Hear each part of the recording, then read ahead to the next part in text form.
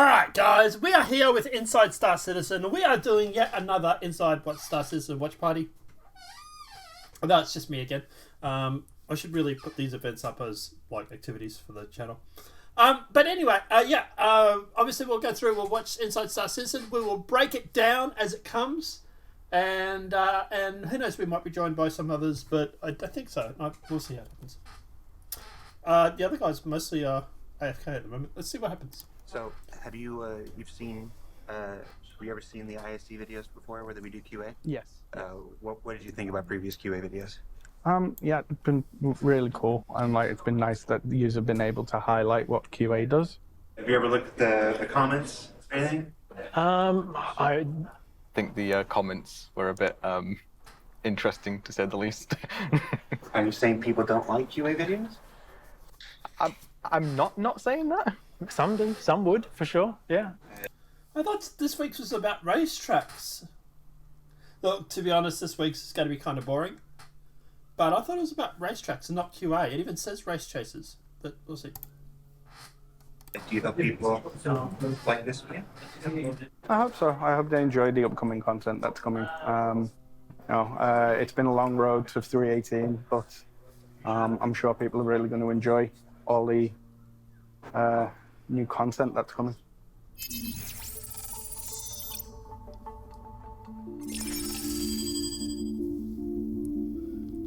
The difference between embedded QA and general QA is that we work closely with the development teams. We provide direct feedback to locations and features that they are working on. So for me, that's the lighting team and the interactables team. I work hand in hand with the various different content teams, so Sandbox 1, 2, EUL1, EUL2. You know, because the lighting team is kind of one of the teams that work on things right at the end. It's usually the case where I'm kind of jumping on a location just before the rest of the QA department hop on it. We look out for specifically art-related issues. That could be things like missing materials, replace me textures. With a normal QA.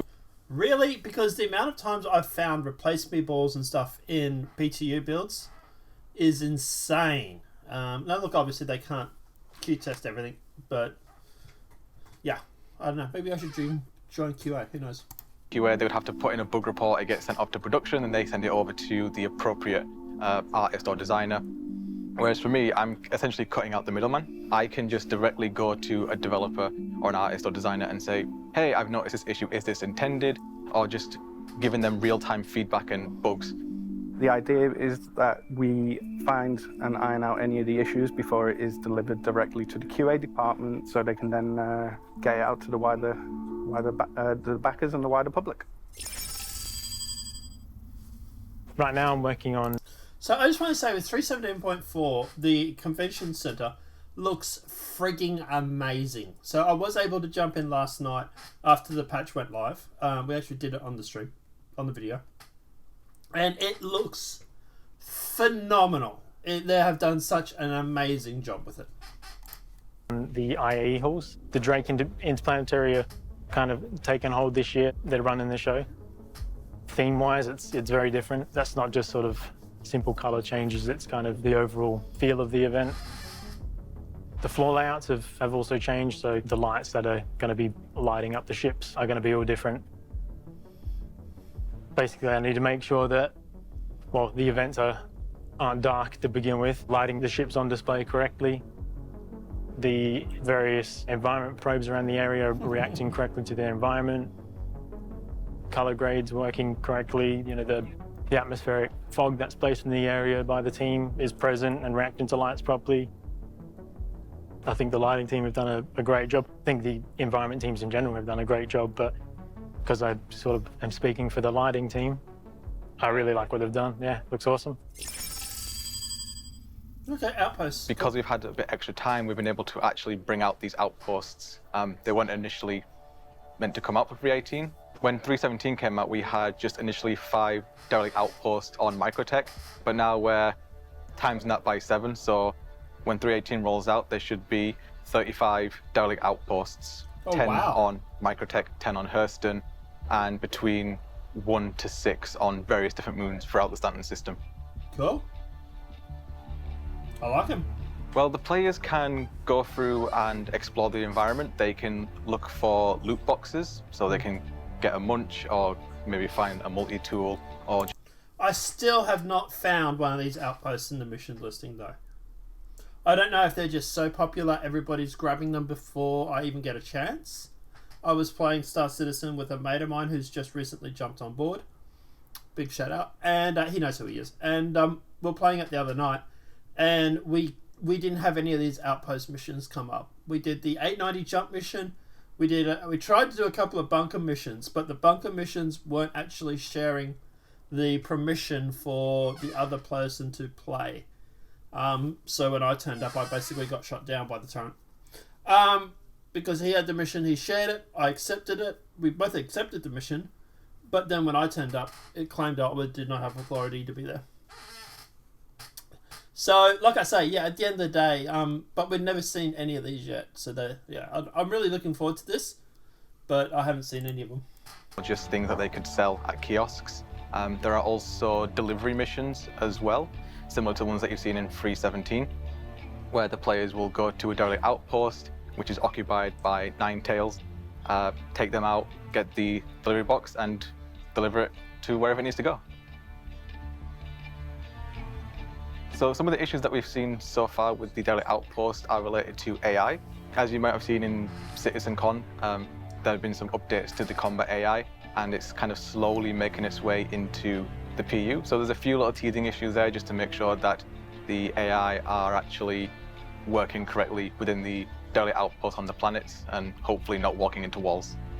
Cool. Because 318 is got a lot of content coming, with say like PES for instance, it has been a bit more of a challenging release just because obviously the new issues that are coming up because of PES, but I think that the teams are tackling it as quickly as they possibly can.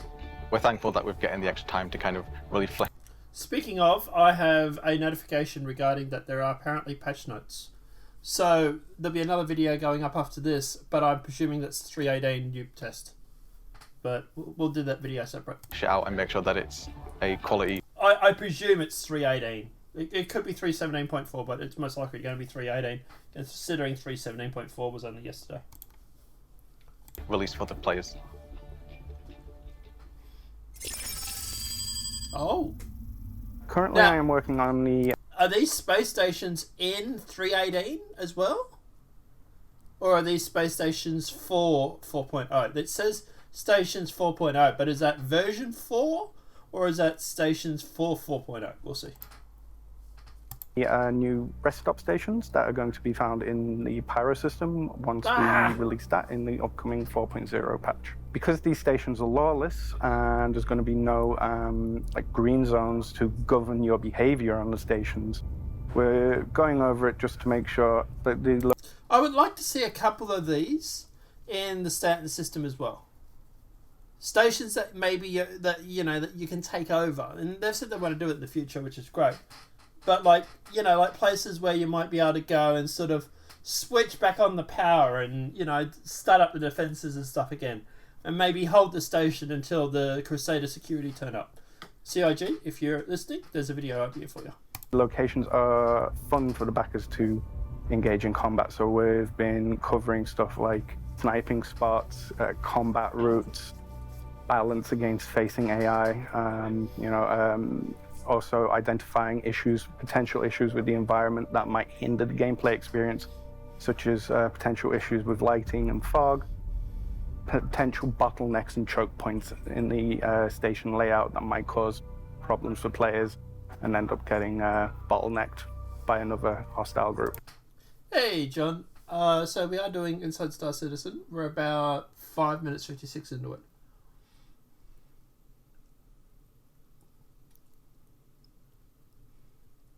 Right.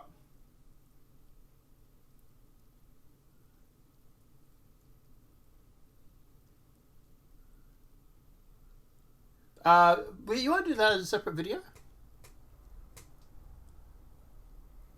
When you get back?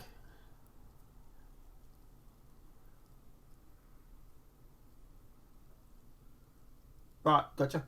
Yeah, well, I'll be here. There looks like there's patch notes. I'm not sure what they are yet. So I'll have to do that video, and then if you want, you and possibly Fez, we can then do a discussion on what our thoughts on Galaxy are, and strong points and up-to-date information. I did, when I saw it, I thought, yeah, John's going to melt his Perseus.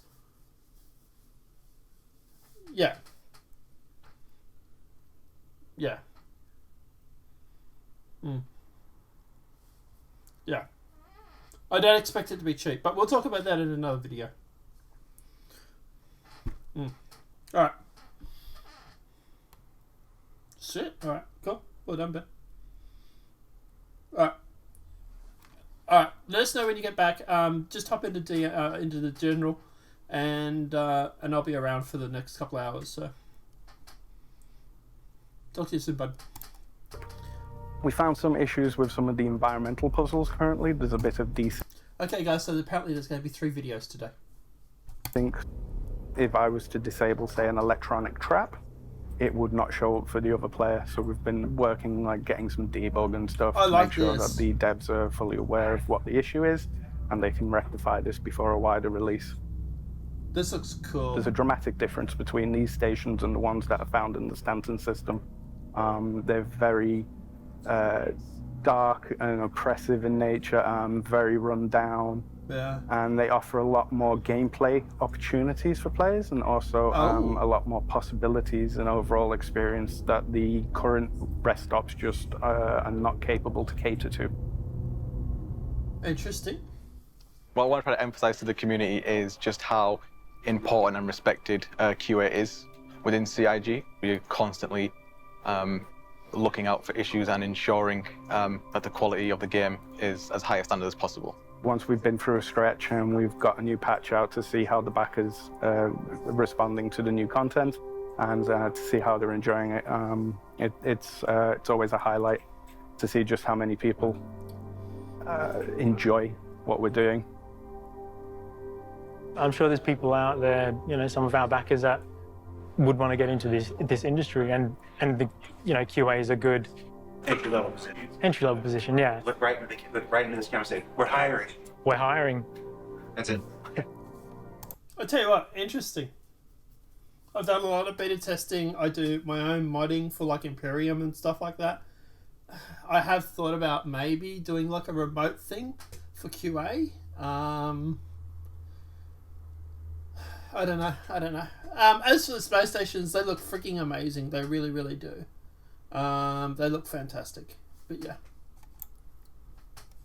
Quality assurance teams are an essential element of any video game's development. Basically, and embedding them right there. So basically, the whole reason for that whole segment was employment opportunities. Gotta love CIG sometimes. I'm not saying that bad thing, but just touching on QA. QA, if you watch this for some reason, you're doing an amazing job. We love you. It's just the community is so hyper-focused on finding out new stuff, especially after we've been starved for information for a little bit. We get a little rabid, right? We get a little excited. And, we look forward to I can tell you now, this episode, right? Tomorrow, I'm going to watch Star Citizen live, when it's live, probably. And then all of Saturday, Sunday, all I'm going to be thinking about is like 3 more days, 4 more days, 5 more days until Star Citizen. Inside Star Citizen. On Thursday, Friday, your Thursday, Friday, my Friday, Saturday, they're the honey days, right? They're the days where I get the honey and the cream, right? And then the other 5 days of the week is me just counting down the days until we go through and we get more inside Star Citizen or Star Citizen Live. Now, obviously, I'm a content creator. Loosely use that term, content creator.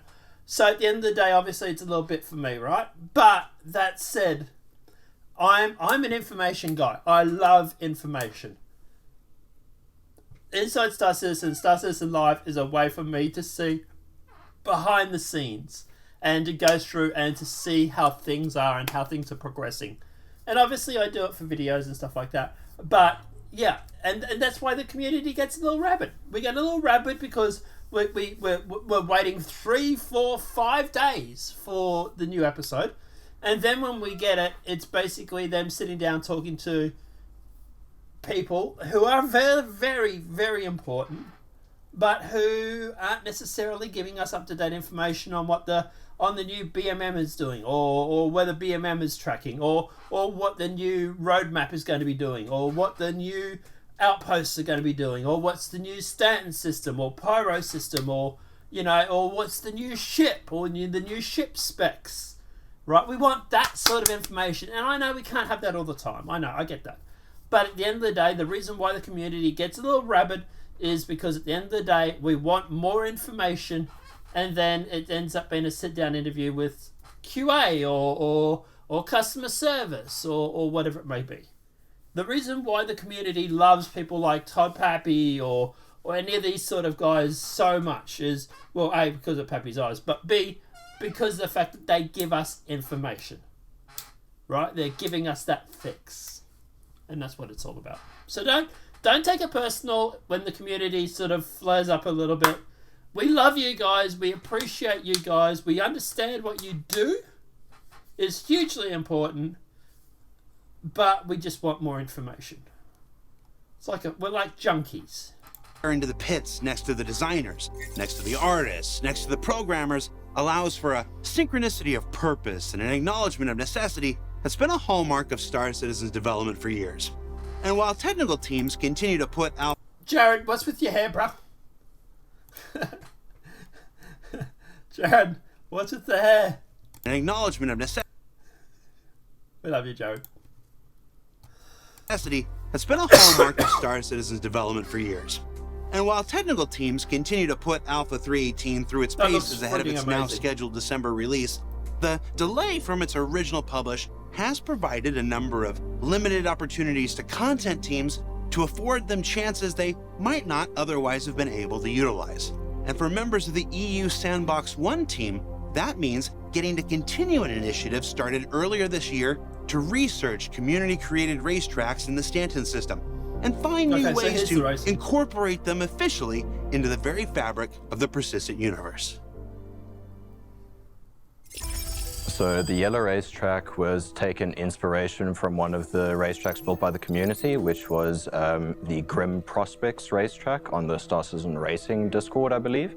So there are some on there that are exact. We've taken, direct copies of those tracks, but the yellow one is a little bit different because we've moved it slightly away from Grimhex into an adjacent asteroid field. So our designer in DE, Antoine Fauville, he's taken, a course and he's made it for the players to play. I think it's just really nice to have more space POIs. We have, attractions like Grimhex, but we need more in the surrounding vicinity. So it might be a case of where you're just flying through the asteroid ring in yellow, trying to get to the planet's surface, and you come across something like this. And we've really built up the structures with refinery modules and cargo modules that we've used before. So it's a nice point of interest, and also it looks cool. We're using lots of the natural formations of the rocks themselves, and also asteroid tethers and stuff like that that are already in the game. Those are our natural checkpoints for the race. I think it's really cool that we have a community that we can take inspiration from and build something of our own.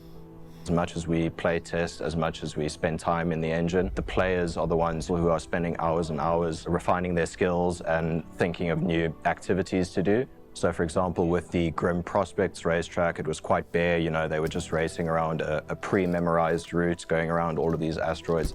But now we can really delineate that race, and we can art it up and make it look pretty as well, so people have more memorable moments to talk about.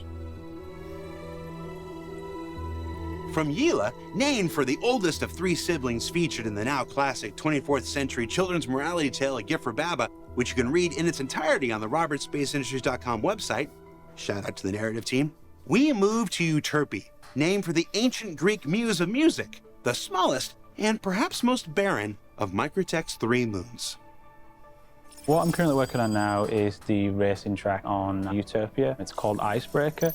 I believe it was actually from the community originally. And what we did is we took that initial bare-bone structure and we basically created, using the Microtech prefabs and assets, is we actually created like a little research facility based.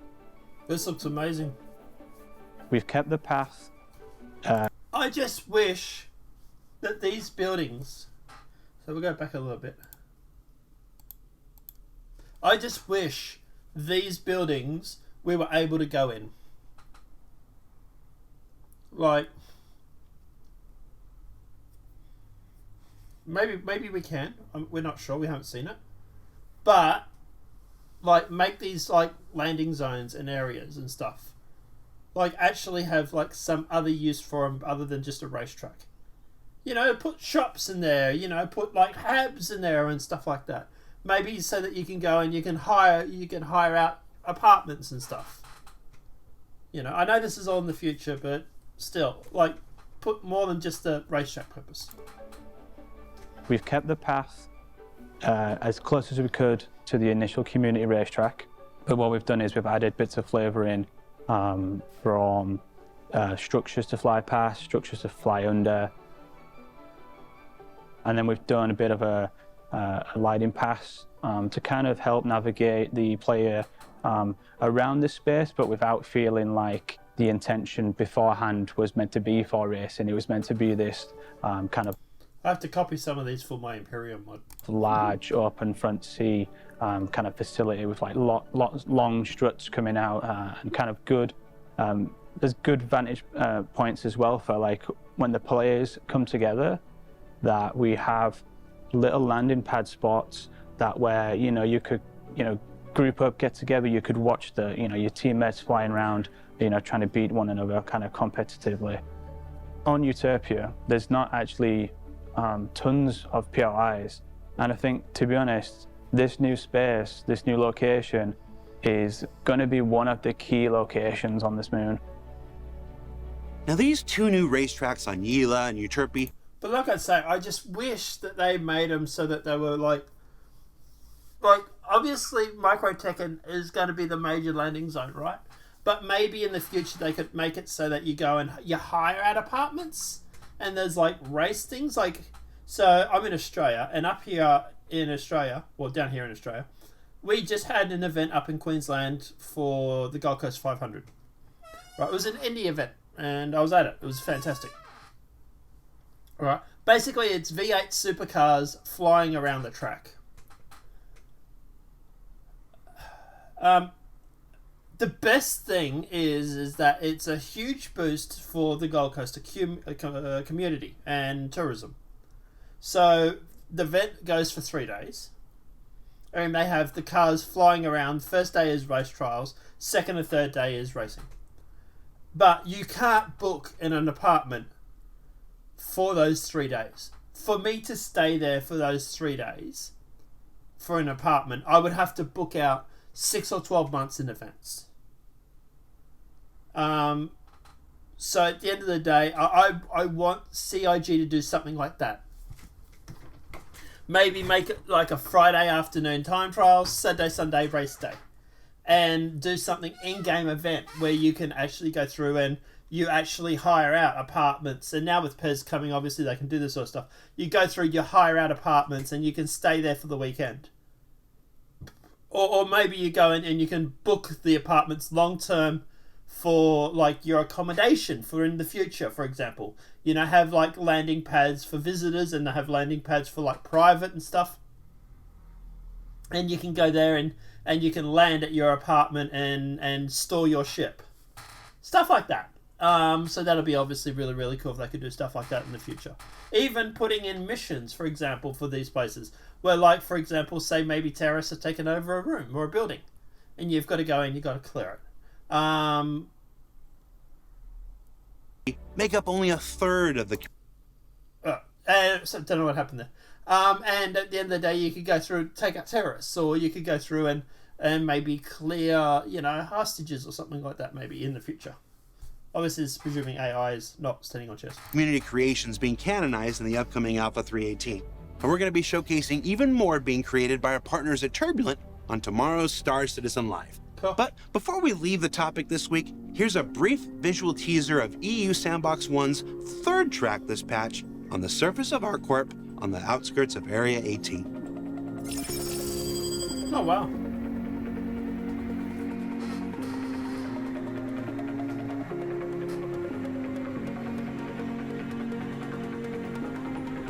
Oh, okay, so that's how, yeah, okay, got it. Yep.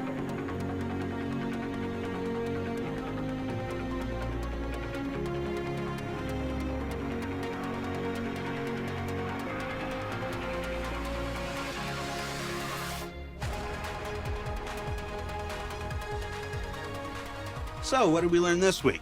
Well, we learned that, like the developers sitting beside them, embedded QA are often found working on patches for next week, next month, and next year, all at the same time. That the number of outposts and racetracks in the stand system are expected to explode in the upcoming Alpha 3.18. And that we're always going to look to the community for inspiration when it comes time to add additional content to the Precision universe. Now, don't forget that tomorrow we'll be talking with our friends at Turbulent about even more community racetracks coming online in Alpha 3.18. And then, of course, next week is the start of our annual Intergalactic Aerospace Expo 2952, where almost every single ship and vehicle in the Star Citizen universe gets its moment to shine. You can learn all about it up on the robertsspaceindustries.com website. For Inside Star Citizen, I'm Jared Huckabee, and we'll see you all here next week. Cool. Look, at the end of the day, I didn't have real high expectations for this episode. To be honest, I always kind of figured it was going to be a little bit, not lackluster, but not as good as some of the other ones. But no, it was cool. It was great to see the racetracks. It was great to see the stuff that QA is working on. So at the end of the day, no, I thought it was pretty good, actually. It was pretty good. But guys, let us know what your thoughts are in that comment section below. I now got a whole bunch of ideas for stuff to work on for my mod.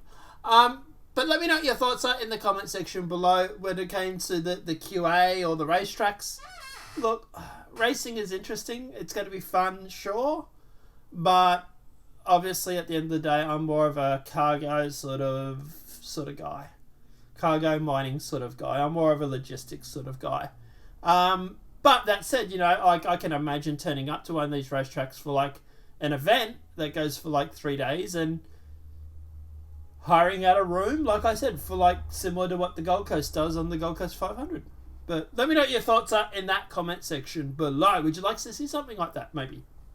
Apart from that, guys, obviously this video has been helpful. Please smack that like button. If you're new to the channel, welcome and subscribe. Apart from that, guys, we'll see you in the next demonetized video from YouTube. Have a great night and enjoy.